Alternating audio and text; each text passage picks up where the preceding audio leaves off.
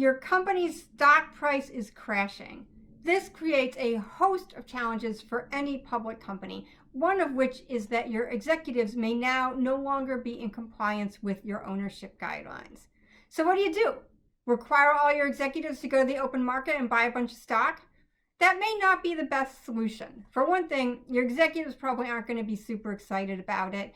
The optics of having all your executives buying a bunch of stock when the price is at its bottom may not be so great, and there's a reasonable chance executives may be in possession of material non-public information, making those purchases problematic. In this video, I'm going to discuss 5 potential solutions that don't involve executives having to buy a bunch of stock. Ownership guidelines require executives to hold a specified amount of stock, and they're almost always tied to a multiple of pay. For example, executives might be required to hold stock with a value equal to maybe 3 times or even as high as 6 or more times their annual salary. And that works great when your stock price is increasing, but when your stock price declines, even though executives haven't sold any stock, and even though you haven't changed your guidelines, executives can suddenly be out of compliance with them. So what do? Well, one potential solution is to just temporarily suspend the requirements. If you think this is a short-term situation, just tell executives they don't need to worry about compliance until the stock price stabilizes. Another potential solution is to switch from using a spot price when you're valuing your executive stock to using a multi-day average. For example, you might use a 30-day or even as long as a 90-day average. I'm a big fan of multi-day averages. I've already blogged about why I think they're a great solution for determining grant sizes, and I think they can be a great solution in this circumstance as well.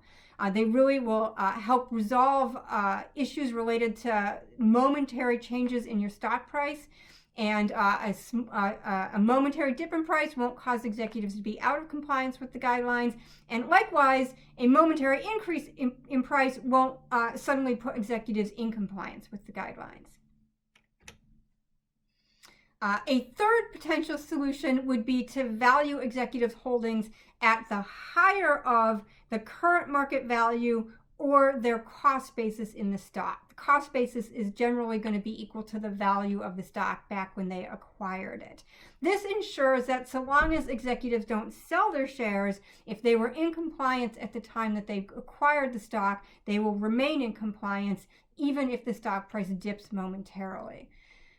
But this is probably, out of all the approaches I'm going to discuss, this is probably the most complicated because it does require you to track the cost basis of all of your executive stock. A fourth approach is to just give up on the value-based approach altogether and switch to a fixed share approach. So rather than requiring executives to hold a multiple of salary, just say, this is the number of shares we want you to own. Then it doesn't matter what happens to your stock price. So long as they own that number of shares, they're in compliance with the guidelines. You could look at the company's stock price when you are determining what that number is, and you'd probably want to revisit it periodically, maybe once a year. And the last approach would be to say, once an executive is in compliance with the guidelines, they are always in compliance so long as they haven't sold any stock, or so as long as the number of shares they own hasn't decreased. This is sort of similar to the third approach that I went through, where we were using the higher of the market value or the cost basis, except this doesn't require a complicated formula.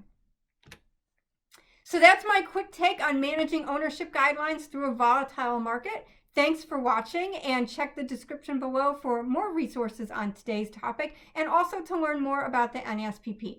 And be sure to subscribe to our YouTube channel for more of my quick takes.